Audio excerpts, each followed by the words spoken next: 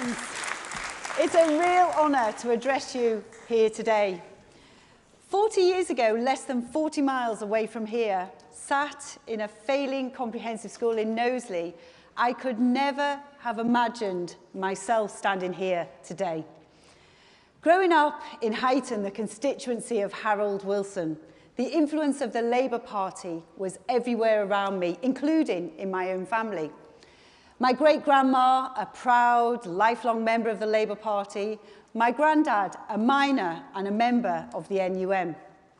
In my office, on my desk, sits my granddad's miner's lamp, a daily reminder of where I'm from and why I became an MP. So being a working-class girl from Liverpool, I often get asked, why on earth are you a Conservative? Well, here's why. The Conservative Party is the party that helped my grandparents buy their council houses. It's the party that stood up to the destructive force of the unions in the 70s and the 80s. This party aspired for me and my family to have a better future and was willing to take the hard decisions to get us there.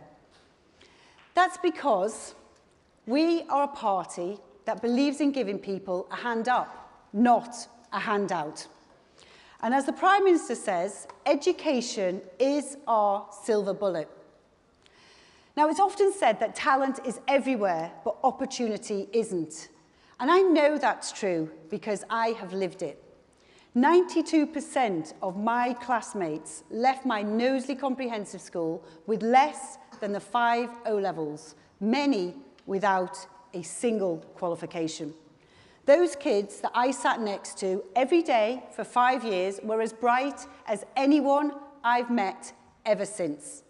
It's not that they couldn't do it, they were let down. Education is a way that we make sure that that doesn't happen. And every day, my brilliant ministerial team, Nick Gibb, Robert Halfon, David Johnston, and Diana Barron, who are fantastic, are focused on making the choices that will lead to a brighter future for our children. Now, there are so many places where this Conservative government is making the difference. So let's start with childcare. In my business life, I have seen woman after woman have to choose between their career and having a family, and usually their career lost. These were women who were top of their class, got the highest grades, the very best starting jobs, and then had to watch the opportunities that used to be there disappear, watch their careers end prematurely. And the impact on our economy, it's massive. And Labour have admired this problem for years. 13 years of Labour delivered only 12.5 hours of free childcare for 3- and 4-year-olds, less than 1 hour per year of office. This government has already massively expanded the offer, but we will go further by introducing 30 hours free childcare for working parents from the end of maternity leave until their child goes to school.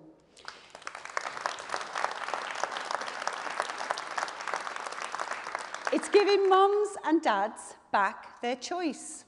And to be clear, this is the most comprehensive and generous childcare package in our country's history. It is the Conservative Party that are taking long-term decisions to support families. Now, we've completely transformed our school standards, making sure that all kids go to a good school. We're determined to crush the soft bigotry that says people like me shouldn't succeed. And a single teacher can change your life. For me, that teacher was Mr. Ashcroft, who stayed behind after school to teach me engineering when girls couldn't study it. Every day, every teacher, every one of them is changing a life. And to them, I say thank you from the bottom of my heart. And I'm particularly grateful to those who have worked night and day with us to ensure that children are able to learn face-to-face despite the challenges of RAC. Even though the pandemic set us back, our education standards are recovering and they are rising. Our plan is working. We've reformed the school system. We've reformed teacher training. We've reformed the curriculum. Our phonics checks are ensuring children leave school able to read properly. Our free schools are driving up choice and standards.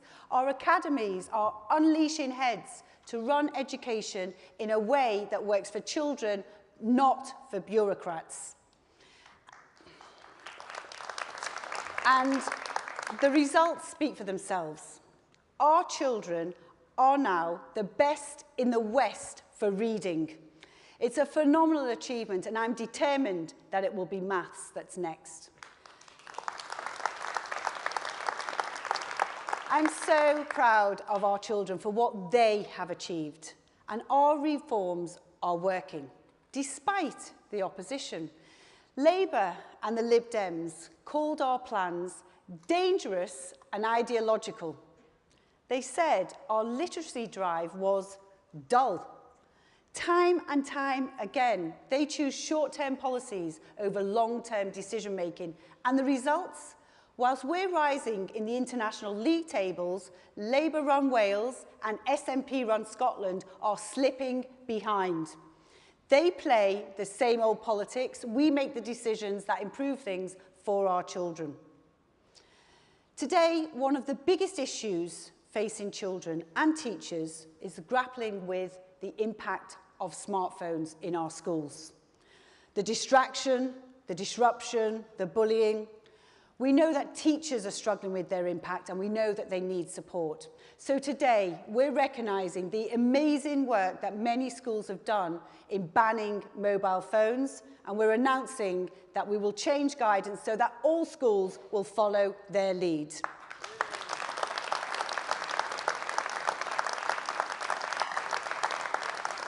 Because the focus should be on children learning in the classroom.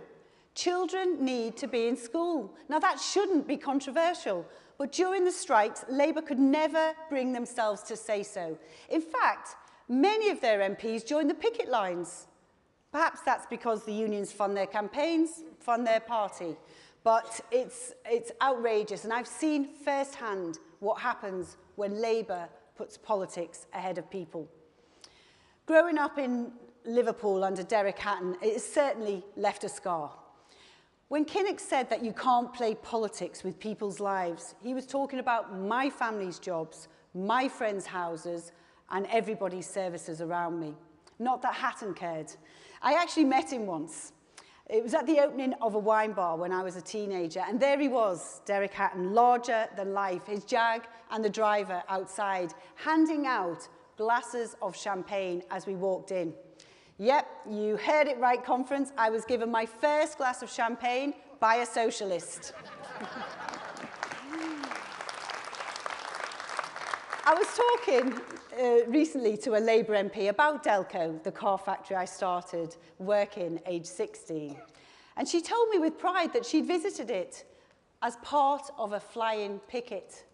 I looked at her and told her, you and your mates cost everybody their jobs. Because that's the problem. They thought you could strike your way to a better job. And I thought it's common sense that we'd have better jobs if the factory remained open. And when the factory closed, they were off to their next demo whilst ordinary people were left to pick up the pieces.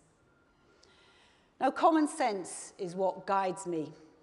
It is common sense to say that parents should be able to see what their children are being taught in schools. It's common sense that girls should have separate toilets from boys.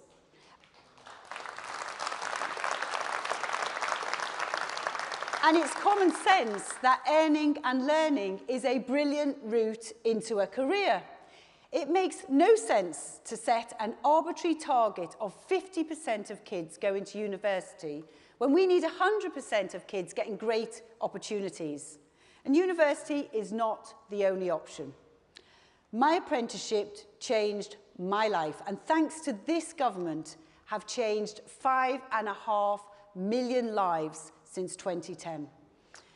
Some people view them as second-rate, but my mission is to change that, to make an apprenticeship the way you become a teacher, a doctor, a lawyer, even a space engineer. Many will still want to go to university, and that will be the right choice for them. And if they do, they should get the education that they've paid for. That's common sense, right? Apparently not. Because over recent years, we've seen constant strikes, we've seen students not getting the education they've paid for, and some not even having their degrees marked. This is outrageous behaviour.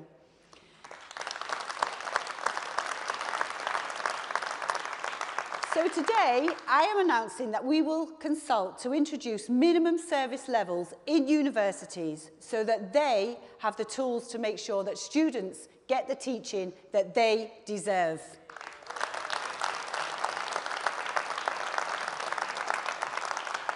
So when I go home to Liverpool and they ask, why are you a Conservative? Well, here's the answer.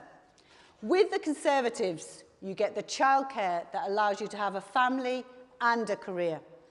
With the Conservatives, you get schools which standards are relentlessly rising rather than going backwards under Labour.